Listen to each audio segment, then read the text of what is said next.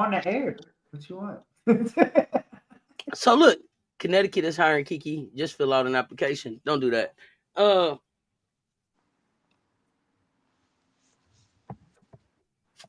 What you got? When you look at the WNBA, Kennedy Carter, is Kennedy gonna be back in the league? Man, we all know what's going on there, man. That's just You think they blackballing her? Yeah. Listen, how does Mayberry still have a job? They're the same players. One's just white, one's just black. That's the difference. They're the same exact players. Cunningham, right? Oh my goodness, they the same players. Okay, all right. Now, Rob, do you watch a lot of WNBA, Rob? I do. Okay. I actually have a WNBA league pass, and I've had it since they started it. So okay, I watch a lot of games. Okay. So this is cool. We can segue right here. Do you got a WNBA team? You know my WNBA team, the Aces. Okay, so we got the same team. I just got to get it on record for the people too. Like we talking, but I got to get it on record for the people too. Yeah, so my bad. Okay, so where do you think Kennedy could fit? What team? Yes. Now that we know that it's not Chicago. I hate to say it, but whatever team she's going to, she coming off the bench. She ain't starting. I hate to see it. That's how they're gonna blackball her. They trying to there's gonna be a narrative behind the whole situation why she not start. Even though she could probably go somewhere and start. But if you want me to really be honest though, if I was the Aces, I'd go sign her. You know why? I know I'm bringing in the dog. I'm bringing in bench scoring. What hurt me last year? I didn't have no bench scoring. Nobody bench, and I didn't have nobody that had some dog in them off the bench. Like those two things I didn't have. I got it in one person. I need that. Would she play for Becky Hammond? I think her and Becky would be a perfect marriage, to be honest with you. But I don't think. But the decision ain't up to Becky though. Why not? Who's the general manager? Nobody. It ain't about. It's about the person that's paying them. I don't give a damn about the general manager. They don't mean nothing. It's Mark Davis, the owner. Mark don't care. I mean, he still want to win. He want to win, but I don't understand. The one thing I don't understand is the way the WNBA is constructed. There's no way you can stack players on top of players because there's a salary cap. So I mean, it's a hard cap. So I'll be going to get everybody. I don't give a damn. We just gonna win championships, and I'm gonna make you change the CBA. If I was Mark, I would get fined. I would get fined for the entire year for having charter flights. I mean, for having my team got a private jet. We flying everywhere. We getting there early. You just have to fine me for the entire season. I don't care. I'm gonna make you change all the rules. If I'm Mark Davis, that's what I make them do. Change. Oh, okay. Well, wait a minute. What you want to change? For one, like just the flights in general. That's the first thing I'm starting with. Like, man, these girls shouldn't be flying in no damn to the public airport. Like, I could just roll up, catch a flight with a team, just anybody. Nah, I ain't rolling with that. That's the first thing. They fixed that. They got the private. They got the. No, I'm saying the charter flight. It shouldn't have took till last year for that to happen. Is what I'm saying. Like a lot of this stuff that they're gonna put into agreement, that stuff shouldn't happen. Like they should have been forced everybody to have their own practice facility and not trying to practice at the YMCA or find a gym to go practice at. I'm glad we got that figured out. Not all the teams, but some of the teams got it. Some of the teams still trying to figure out a plan. Do y'all think they're gonna strike? Yeah. You think it's headed, and does it end the season, or is it just a partial end to the season? What you think? They increased the games this year, didn't they? Or is that next year? Yes, they did. They did. No, this year. this year because they got a new team. So because the game's been increased, right? And they got a new TV deal. I think probably 5 to 10 games will be impacted to the season, to the start of the season. Mm. And the biggest thing that they need to do is the biggest piece that I know the players are fighting for is, right, the money piece, right? What is, you know what I'm saying, how do they get more money even though they know they got a bigger TV deal, right? They want a bigger piece of the payout. They want the But percentage. if Yeah, I'm they the just want the league, same percentage as the men. That's what they want. yeah, that's what they want. But they also need to negotiate, right? This in the CBA is the leverage for the players that's coming in the draft. Whether that's lowering the age by 1 year to help some of the better players come to the league that don't need to be in college for that extra year. Because really, all you're doing is keeping that player in college for extra year just to help a coach keep their job. That's what you're doing. That's all you're doing. Because that if they want that degree, majority of these kids are getting that degree in 3 years anyway. They're not getting it in year 4. They get it in year 3 or 2.5. So you keep them in an extra year to college just to keep a head coach their job. That's why they doing it. So change the age limit for the draft and change the guaranteed money. So these they have an opportunity to stick in the league. It's not saying that everybody needs to stick in the league to go in the draft, but you should have a higher percentage of players sticking in the league from each draft. It shouldn't be 2 to 3 players, you know what I'm saying, making it to year 2 to year 3. There should be at least 6 to 7, have something. Because as you're facing out these old players, what does the young players look like? Who's your stars? Who's the brand? Coach Coleman, what you think? I think you're at an economical phase. And you're at a pivotal point that you almost have to get the attention, to get the bargaining power, and to put some financial power back into the players. And it's overdue for women. And the thing is, the reason why they say, "Oh, you don't draw a crowd," well, there's no intentionality, and it goes back to what we talked about before. The market is different. How you market the women's game. We talked about this last season. You don't market a women's professional sport because it is different and unique unto itself. It is different from a quote unquote men's league. And so therefore it deserves the right. Also, the women's sports platform deserves the right to have its own model and module to present it and not go off of something that's a predominantly male focused and the politics of it, the basconomics of it doesn't even fit what the target is and what the focus is for women's professional sports. So with all that being said, that you come to a time, if you don't demand it now for us, because what you're looking for is you're preparing a deal for the next so many years, the future, so you can negotiate again as it increases. And so, and this is also, I guarantee you, is also to give some homage to the pioneers of it too. Some financial gift that if the Players Association is smart. So there's a lot here, and you got a lot going on in the climate of the world that you really got to take a stand. So there's so much intertwined here that you have to take. If you don't take a stand for now, you'll fall for anything. So this is a great time before it skyrockets off, that you get these your financial portfolio in a row. So I believe you're going to have some type of strike just because it has to happen to demand that respect, put some respect on that name. Hey, sis, let me respond to this comment about it's gonna hurt the college game. It's not gonna hurt the college game. You know why it's not gonna hurt the college game? It's because there's a lot of high school kids that want to come to college a year earlier, that can play at the collegiate level and play high level Division I basketball. So you're going to get kids younger, which gives you more room to develop kids.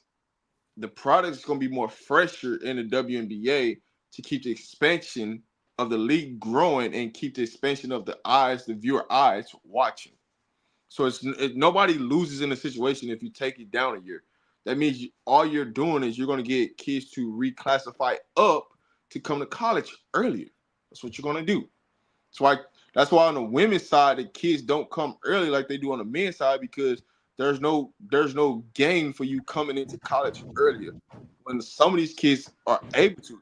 Could you imagine if Juju was able to come in a year before and had 2 years with Forcing at USC?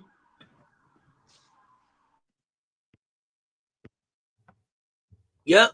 Coach G would have been fired. But been fired. Fired. But that's what I'm saying. Fired. Fired. But see, that's what I'm saying. Like, you allowing the women to stay in college 4 years is saving a lot of these head coaches' job. That's what you're doing. You're helping them not get fired.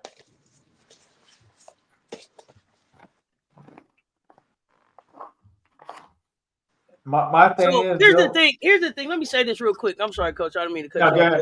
When you say that it doesn't make sense for them to come a year earlier, so NIL just turns into endorsement, right? Or grown-up NIL, whatever you want to call it. Like if Nike is a sponsor at that time, right? If they got an NIL deal with Nike in college, as long as they keep performing when they get to the next level, Nike is going to want to continue that partnership.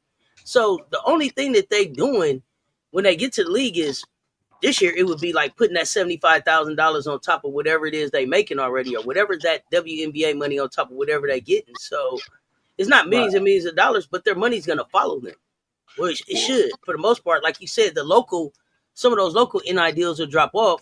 But if your agent is worth anything, you would pick them local deals back up in whatever local area you transition into as a pro. So you would get whatever that local car dealership is, whatever that local, I don't know, pizzeria, whatever those deals are. Like, you should pick those back up when you get to wherever you're going.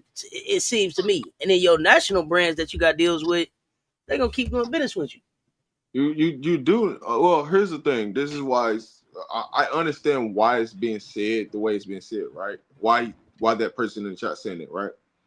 What you do know in some of these contracts is the longer that you stay in college, the more you devalue your product. You do that. You do know that, right? Because the goal is to get you professional so we can make you more of a global brand so we can increase your dollars. The longer you stay in college, that NIL money, that millions that they're making is decreasing by the second, like a used car. Because the people that's paying you trying to get their return on investments where you can make the most and capitalize on the most dollars. In college, they're going to cap how much money you can make. Professionally, they can't do that. So I understand why you feel like they should stay in college that long. But in reality, if I can get a product younger, I have more that person pops more to the nationally, globally, faster. I'm making more money, and I got more longevity of that person playing. It's just business 101. I just don't want a kid to sit in college for that many years. They can only sell so many college jerseys. Well, if you go global and you go to the league, you can sell more jerseys. You can be more of an international face than just in college.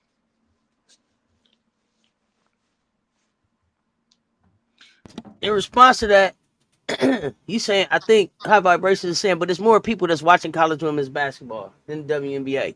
And so from that standpoint, I get what you're saying. The thing about college is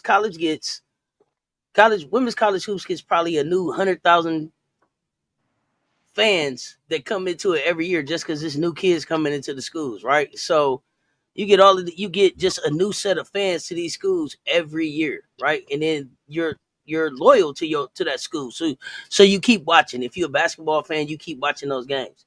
The WNBA hasn't done a good job of bringing those fans over into the W viewership, and they need to partner better with the NCAA. So I understand what you're saying as far as like exposure, because it's going to be probably you playing in just about the same amount of games. If you go ahead. Here's what I'll say to that. I think that changed last year with the Angel Reese versus Caitlin Clark, right? the WNBA is starting to learn how to take those storylines and bring it over. And so we're gonna see what that looks like this year, right? Because there's no storylines, right? From I say college bring it to over, but pro. bring it over with the truth. Yes, that's what they're doing. So the growth for the reason why people not watching WNBA games was it was hard to watch versus a college basketball game, right? The coaching sucked, and it was just hard basketball product, and it wasn't a lot of big name people that you knew than how you know the players now, because the players are more vocal. You see the players more now than you used to see the game. So now that Social media it's growing, technology gets it out there. yeah, now that the game is growing, you can't live off of what the old rules was. You got to adjust to what's going on now. We need fresher product because guess what? Our older players are coming out the league. So guess what? If Stewie only plays 1 or 2 more years, who we got coming into the league to cover that? We got Angel Reese, we got Caitlin Clark, but what else young product do we got? Angel's getting up there. You got to start to have a new wave, new fresh wave. And so those why I'm saying the longer you keep kids in college, you're not able to build your brand and professionally because who are we following after? So who we gravitating to? I agree with that on one hand, but the other part where I think the WNBA is blowing it is that the WNBA is only trying to push 2 brands when really they brought probably 8 brands that stuck in the league last year. And so if they would have pushed the narratives of all of those rookies that came in and had followings, Rakia, I think what's name getting Alyssa hurt. Peely, right? All of them, right? Yeah. I think Brick getting hurt. Cam bring all of them, right? If you push those stories out there, then you got more eyes coming to the league each year. If you're gonna only push 1 or 2, it kind of makes the narrative kind of stale after a while. Even if you only push it regionally in the areas that they play in, I just don't think that they attacked the opportunities that they had to grow their brands regionally, by each team. With not only just the storylines, but also with merchandising regionally, and then kind of trying to having a little bit more rivalry. But I think as they start to locate more teams in between the 2 coasts, maybe they'll be able to build some regional rivalries too that'll help their brand grow, help the brand grow. But they definitely need to take some hints from both college basketball and Unrivaled around how they're telling narratives and using social media to be able to push products, because only a couple teams are doing a good job. Las Vegas Aces do a great job with their social media and getting their stories out and letting you know what their players is doing. You get a chance to see everything. And then some of these other teams, it's like, do y'all have social media? Atlanta Dream? Goodness gracious, never mind. Here's what goes into that, says. How about start putting actual WNBA teams in basketball basketball areas, and not just throwing them in places where people don't really go to basketball games. I thought that they should have put the teams where they watch women's college hoops, because it's nothing to do in the summer anyway, where women's college hoops is popular. Yeah. Go fill up some of them arenas and get some and build some fan base there. But I never my thing was I never understood why they took a team out of Houston and why they took a team out of Detroit when they were selling tickets when they had stadium filled. Like, I never understood that. Like, for the life of me, I don't think they ever really explained it either. They don't have. They know that they messed up, but it's like, damn, how can we can't really fix it? But we know those 2 markets we thrived in, and that's the part I didn't get. I'm like, you got to go to places where people I think them putting a team in Dallas was a bad mistake. They should just put it back in Houston, because they're more basketball fans and actually people that go to the game in Houston than there are in Dallas. Just as well as it's just certain teams that just don't make sense. I'm just being honest. So I got you. I think that's a big piece that they miss, and why the viewership is down is because look at the people that's actually watching and look at the areas that these teams are in. it doesn't make sense for people to watch because they have no opportunity of going to any one of those games. It just like gotta make some things make sense.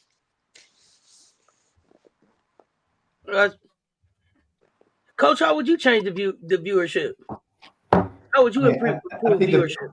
I think the most important thing is, from my perspective, is again, what we are both are saying similar things, is highlighting the players and where it shows a connectivity as one WNBA. Because right now you're presenting the WNBA just for one player, or the player that is in that, who the machine, who the office, the Baskonomics picks as their cash cow. And so we're here to, I do that. But also what I want to say, what is important, I think it's very interesting how they strategically roll out these expansions is important to the future of the WNBA. So I hope they're intentional, and I hope there's a narrative behind it, and I hope there's a changing in their market, that there's some type of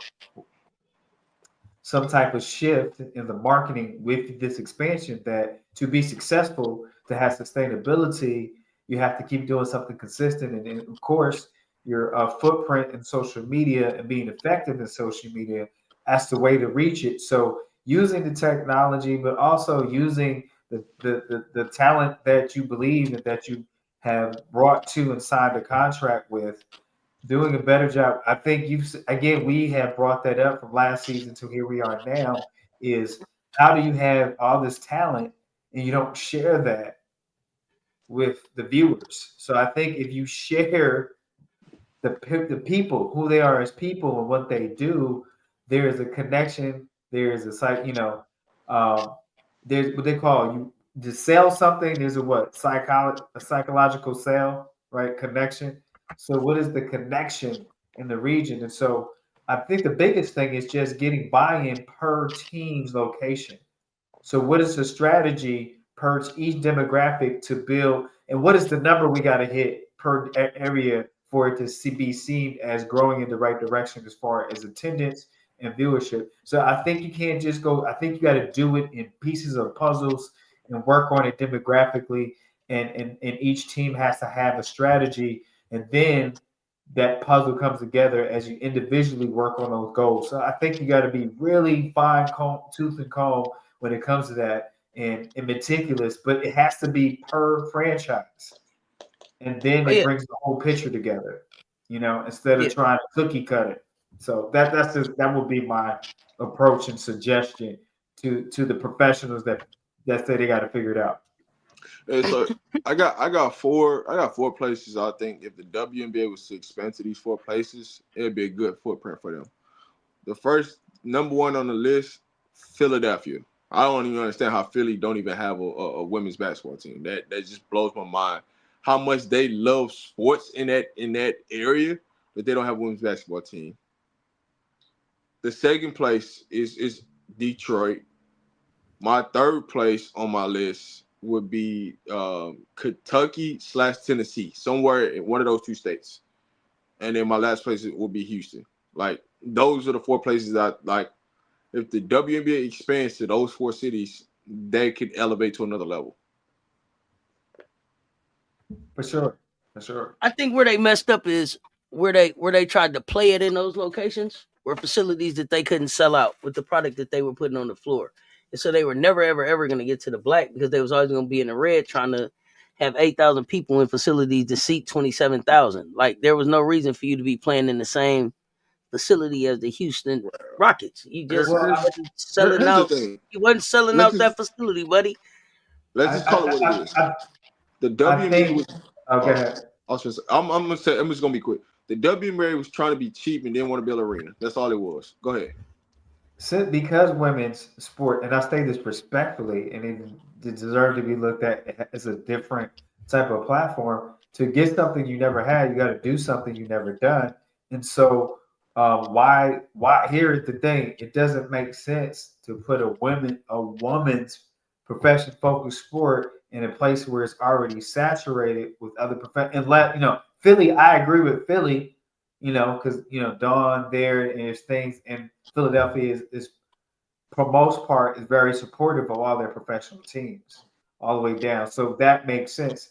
But the thing is, I agree with the smaller market because now, right, make the bigger cities call your name, bring them to your bring it to your venues because it works. You have maxed it out and mid-size, what we call mid-size city venues, and now you have what? Now you build operating capital. But when you stick with a formula just because this is how we always have done it, then you're going to get the same results. And then my key word for this week is that becomes wasteful financial energy, and now you're tanking money just because you're determined to be successful in a particular demographics versus just be successful financially. So in business, it may cause you to, what they say, to do things in peculiar places or least expected places. Because if you build it, they will call for you or they'll ask you to be where they're at if you build it successfully. Yeah, I think to me, I feel like I like all of those locations, but I also thought that Columbia, South Carolina would be a good place. I just feel like there is a tremendous support for women's hoops there now that they could take advantage of. I just think so. Let's see. In Tennessee, the women's interest was directly tied to the University of Tennessee, and then in Portland, they ended up with a team in Portland because that bar, the sports bra, did a lot of work around their support for women's sports and how they support My women's sports there in the Portland area. So that's how my thing that's of it kind of how is they ended up there. one thing of it is with Portland. I understand you want to spend the West Coast, but you could have picked the city before them. Because like you gotta at some point, when do you start to look at the players that you have in your league and where they're born at and start to figure out that like women's basketball is supported in these areas? Like when does that become a study or a case? Like In what sense? You say you don't like there's not a lot of players coming out of the Portland area. So why be in the Portland area? yeah, like what percentage of your players that's in the league actually, because you gotta think about it, right? They have this team, but who really wants to go play in Portland? Because it's not like an easy destination play. Like those type of Somebody that things. want to make money, they want to say they played in the league. It's expansion team. I mean, Yeah, so I get that, but what you don't want is like them long travel places that's hard to get to, them low flights, and you already got them complaining about travel now. it looks And like it's we just like got some money, Auntie. and it's Or did I miss it? it's like Connecticut though. You know what I'm saying? Like when people complain about going to I think Connecticut. that was earlier. Oh, dang, I missed Yeah. it. So that's why it's so rare to me. It's like out of all the places you could expand to that could give you a better financial gain right now, you expand to Portland, Oregon. I'm not saying that they don't have players, but I'm just expecting because I'm looking at Portland and then you going to Canada. Like, well, what are we doing? I get the business out of Canada.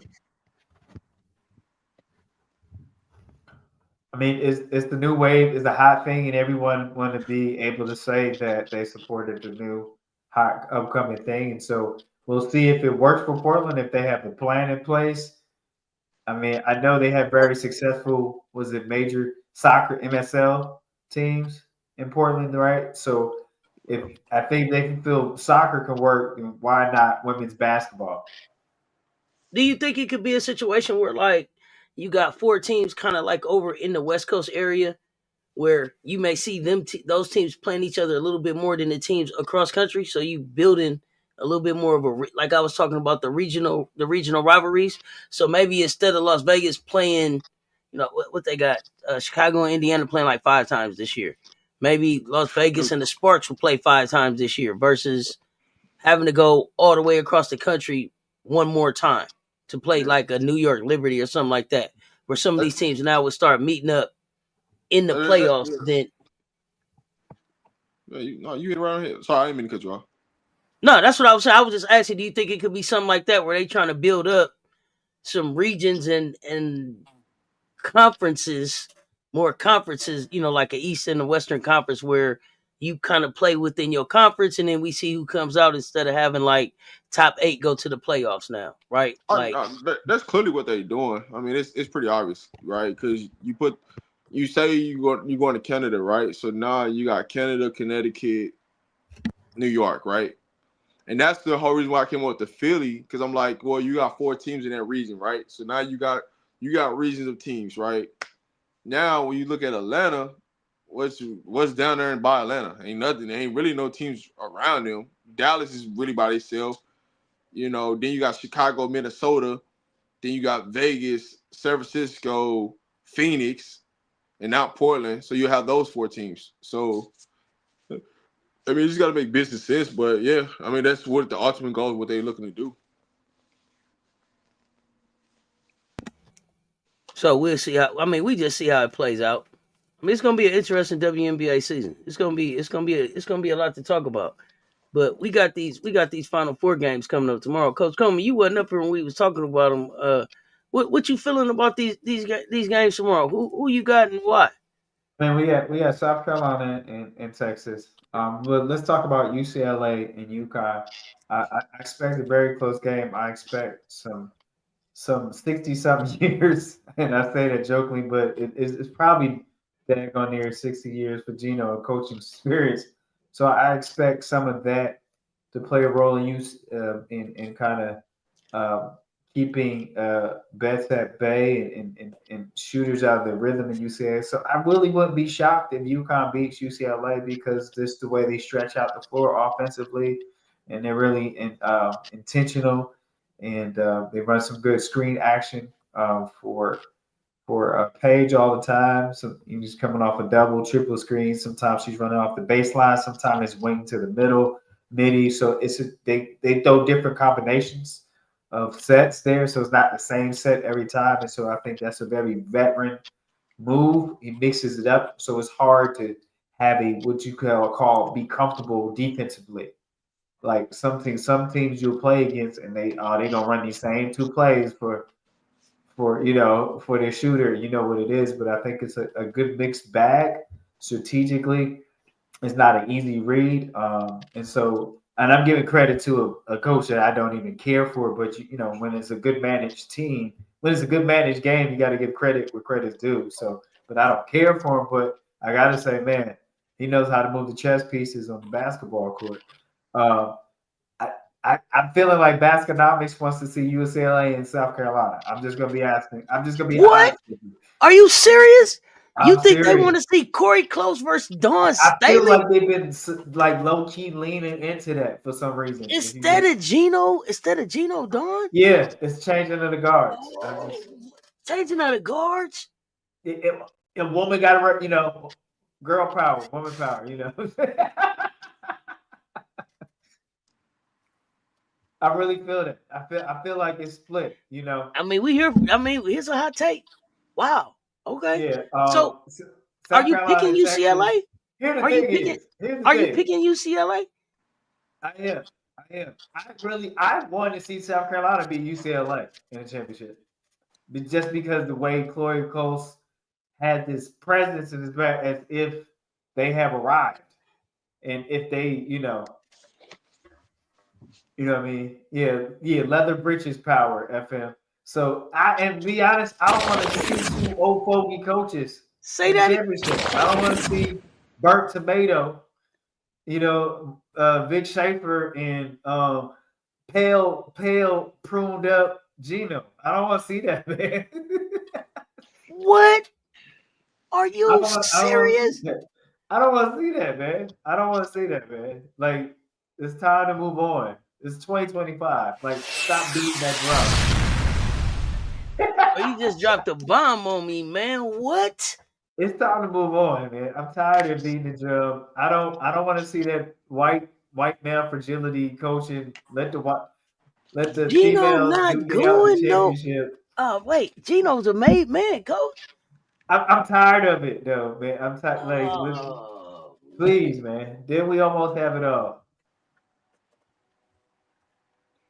Yeah. So Coach, yeah, I need UCLA and South Carolina, because the way Close been running her mouth.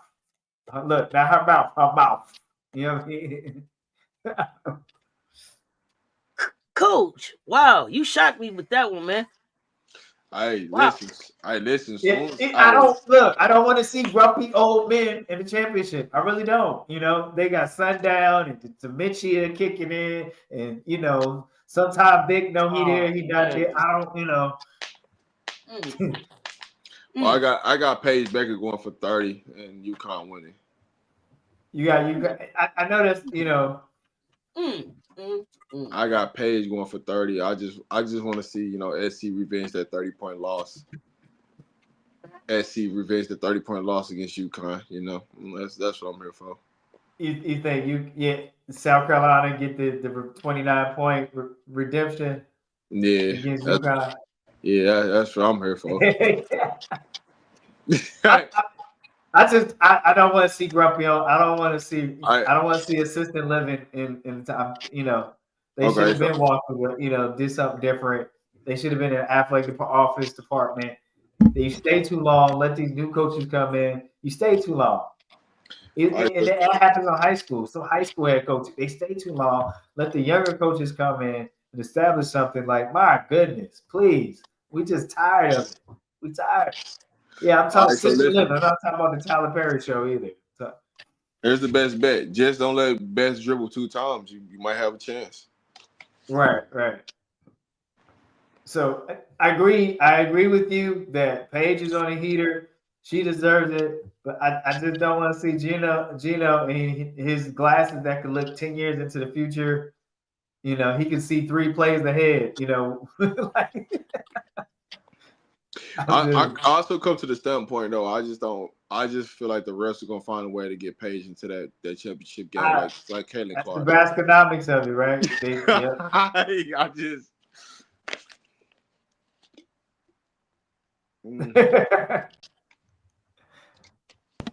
I had, and then Vic is on jacket, off jacket, on jacket, sweat, ball up the paper. Let me look at the paper. Let me say something. Let me cross. Let me stop. Take a fart by accident on purpose. Come on, Vic. I'm like, go to your little Mississippi Dixieland mansion, man, and let somebody coach. Like it's been a good run. Like we tired of it. We tired. Oh, send everybody home. Wow. I think Corey about to, shake my hand. 1, 2, 3, Cancun. Shake my hand. Corey gone. Road. This it for her. Corey gone. She gone. She not gonna get to the ship. Nah, I just don't. I just can't trust her. It ain't the fact that I can't trust her. It's just I know her sisters did the work. You know what I'm saying? And so I'm just hoping that all you can hope is her sisters put the right game plan in place. But Gino on a different level than that coaching staff over there. So I got to roll with Gino. I think the thing is and UConn healthy. It is more experience. So I get that. But originally I had UCLA, USC facing each other. Yeah, that's what I say. Don't discount the experience of UConn and how deep they went last year with them young folks. Yeah, now they help. I'm just not for it. I'm just being very transparent. I'm not. You just don't want to see it, so you just the only thing you can do is Right. I'm not denying anything that you say. I'm not denying it can't happen, but this is what I prefer to happen. Right. Yeah. So I'm not. I asked you who you got. Y'all run them lights up for us. So, I asked you who you got. That's who you got. Okay. Next game. What do you see? South Carolina, Texas. I see Texas coming out strong in the first half in South Carolina. I see South Carolina having one of the best shooting games they haven't had in the past three games, and it's just something that Texas does to them. Off that puts them there off. I don't know what it's something petty they do. I don't know if it goes back to the Booker, to the Booker and Bree, challenge there. Whatever it is, It's the assistant coach for Texas. Got the number. It's the assistant coach for Texas. Is it? I don't know what it is, but South Carolina just has this different gear with Texas. I mean, and Texas beat them at their place because South Carolina had a poor shooting night. Let me tell you this. They asked Breezy, "Are you gonna take this one personal?" She said, "Yeah, it's personal. It's still personal." He was like, "I know you didn't want to say the name last time, Madison Booker. You locked her up, but is it still personal? Yes, it's still personal. Every time, y'all don't understand. Breezy told y'all she's a lightweight crash out, and she's super petty. She says she's like Michael Jordan, and she will make something up to be mad at you about, to get hype, to come play you. Yeah, it's personal. Yes, you ain't got. Yes, it's personal. It's personal. Yes. We taking it personal. Yes, Emily. Yeah, we locked in. Yes, Emily. Yeah, Taylor. Yeah, we talking about. Yeah, she did not. Yeah, Breezy didn't hesitate at all. Yes, it's personal. It's personal. I'm standing on business. Looked in the camera. I wish y'all could see my face. Yeah, it's personal. Don't take this personal. Yeah, so I could see it. I see a 10 to 15 point victory just because you had some turnover, and you still have Joyce Edwards overdue for a quality game. We'll see how they decide. We'll see how they scheme for Joyce defensively, and basically in the SEC championship. What opened up the shooting was how Texas decided to guard the post. So they gave them more open looks, how they were trying to shut down Joyce and Chloe, and that actually gave them more comfort in their outside shooting. So let's see if they try it again. If they, you know what I mean? They say, they've been shooting gold. We're going to go back to the same. We'll see. Texas should be so scared of Rolls Royce Joyce because Joyce has seen him 3 times. Do you know what her computer download on Texas is like? Oh, God. She got so much data. Joyce done downloaded so much data in that 5.4 GPA. What? Oh, man, they should be scared. They should be scared. Joyce going to show out. Lay said, she on that type of energy to make you want to go out and kill everybody. Y'all better buckle up, seatbelt gang. Y'all know how it go. 7 o'clock can't get here quick enough. Click it before you get a ticket. I'm gonna have to go back and watch all 3 other. I gotta start as soon as I finish here. I gotta go watch all 3 Texas games so we can get an understanding. Man. Hey, I think they're gonna have that camera on her about like 4, 5, 6, 7, 8 times, I don't even be paying attention to that, man. I don't even be paying attention to that, man. I was trying not to, but it's just like, hey, you ain't gotta worry about that. I mean, I don't. They shouldn't be doing that, man. But I guess, I mean, look, you gotta get your followers up. So, congrats to her. I tell you, she get more attention than Texas do. She get more followers than the Texas. Yeah. Yeah, she do. I believe it, man. That's bad. That's good for her. All bad for Texas. Yeah. So we'll see. I know. Big Schaefer's biting at the bit, and he feel like he deserved it. I don't see it in Texas time. They got too much other stuff they up against. Hey, listen, they could just go ahead and fire the head coach at Texas and just let her, be the head coach. She might get better recruits. Man, go, man. There you go. Bro, I'm taking jobs out here tonight. All right. Hey, listen, you might as well fire the head coach. Let her be the head coach. You gonna at least. Hey, one thing for sure, she gonna have attention to somebody dad, so she gonna get some better recruits. She gonna get some followers. Followers. One thing about it, hey. She might use what you got to get what you want. Listen, she might get us all type of deals. You know what I'm saying? We need all that money. So you said, coach, about my daughter, right? Like they all. Yeah. You coming to the house? You doing a house visit? Hey, you want to? I'll cook my favorite meal for you. What you want? Hey, man. Dr. We gotta Ice Girl Emily. have the background singers there and everything. What we Right, doing? right. Talk about shit, you know what I mean? Put them boots on the ground for you, you know? Right, boots on the ground.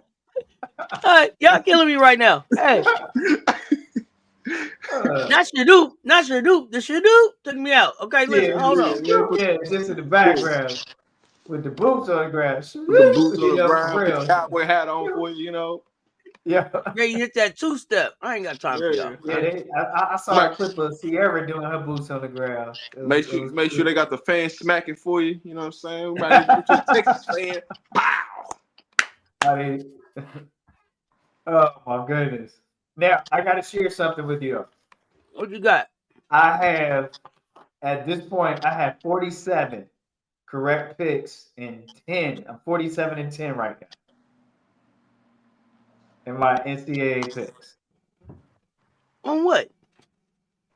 My 47 picks on my bracket, women's bracket. Where you put your bracket at? It's on the thing. I remember the picture. You remember I popped it up there? Nah. Did you put an official bracket up in the Discord? No, you remember you said post a photo of it when I did it online officially with my. Remember that night I did it online. And then I posted it in Discord. And then you didn't do no Sweet 16 one? I did. Oh, it don't count then. What's your record? 47 and 10. We not counting that. It's not official. No, that's who fine. Who did that count? No, who did that count? You did it. Let me see. I see some eraser marks. No, I got scratched out, so I went cheated to let you know it was wrong. Nah, I'm teasing. So you 47 and 10. That's pretty damn good. Who's your final four? My final four was South Carolina, Notre Dame, UCLA, USC. So that's done on the bottom brackets. Okay, but you could be still half right. Right. Yeah, he pulled a Paris. He kind of just he got a couple copies of his bracket. I see. He put them in different colors. Okay, I thought we was that's what we doing tonight, Emily. That's how it is. Okay, that's how. Okay. Hey, I mean, it's been another. I ain't say anything about your bracket, Emily. Those are erasures. Those were misspellings. Listen, it's been another enlightening conversation. I appreciate you pulling up, Rob, Coach Coleman. Before we get ready to get out of here, we can't leave without pick'ems though, sir, because they in the chat. They ready for the pick'ems. So come on, Coach Coleman, with the pick'ems before we get out of here, because we still dancing. Emily.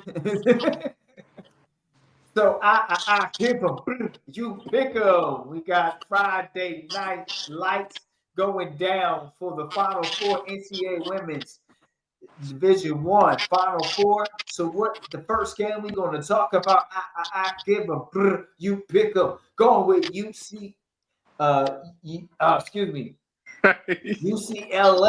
and UConn, the Bruins and the Huskies. Who you got? I give them. You pick a fire up the chat. Is it the Huskies or the Bruins moving on in that pick game there? Michelle, AK85 Fly, Yuka. Emily Jones said, I don't care. IDC. Oops, troll. Who you got, MJ?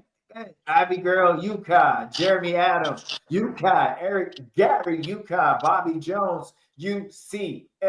A few more seconds here, then we're going to jump into our last pick 'em for Friday night lights. Get your popcorn, get your favorite drink.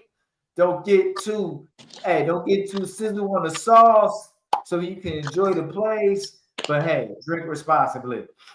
Here we go. We got South Carolina Gamecocks against Texas Hordes. Hook 'em Hordes. I give a brr, you pick up. What you mean? Horns down, cocks up. We hard. Let's go. Let's go.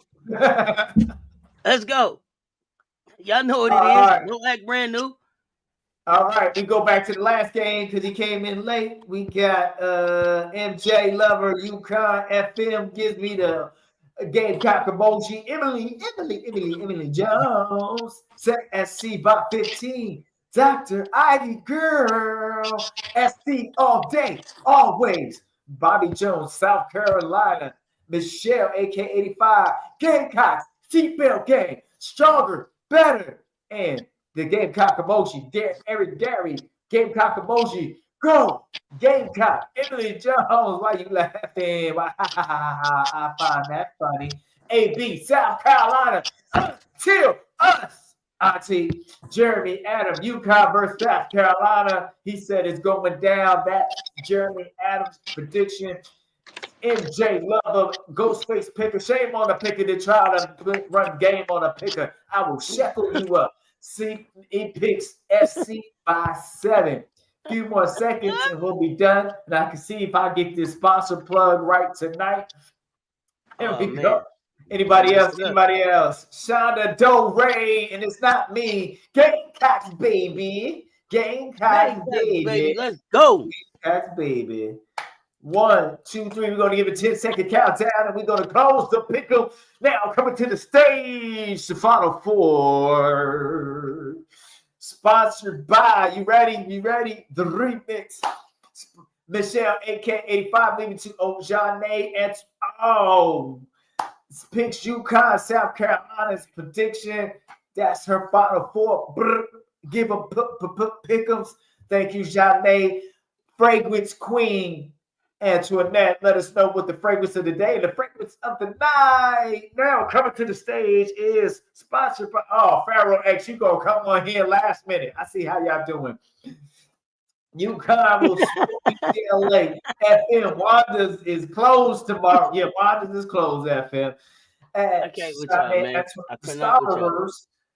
SC over UConn by 6 in the championship game. I'm not eating till after the game. I see, don't be nervous. You nervous? You a little nauseous. Emily Jones, Pharaoh X, SCB in Texas by 10.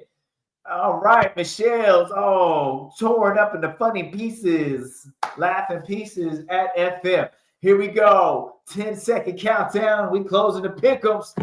10, 9, 8, pick'ems. 7, 6, 5, 4, 3, 2, 1. Pharaoh gets in his last one. South Carolina beat UConn in 2 overtime. Is it 2 overtimes in the championship game? Thank you, Pharaoh X. What's y'all sense of the night, man? So Janae gave the Scent of the Night as the Musk Therapy by Initio. Okay. Did I get that right? That's what we got up there. All right, there you go.